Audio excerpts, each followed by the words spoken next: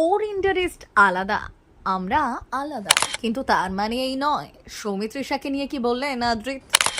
সম্প্রতি নিজের সিনেমা ফিরে এসো অনুরাধার শুভ মহরতে এই নিয়ে কথা বললেন সিদ।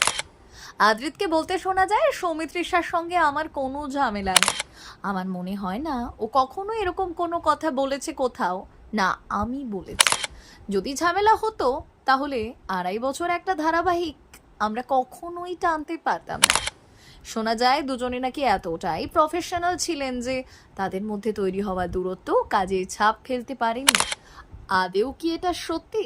আদ্রিত বলেন, হ্যাঁ আমরা প্রফেশনাল। আর আমি তো বন্ধু বানাতে আসিনি, ইন্ডাস্ট্রিতে কাজ করতে এসেছি। আমার বন্ধুদের গ্রুপ আছে যাদের সঙ্গে আমি হ্যাং আউট করি।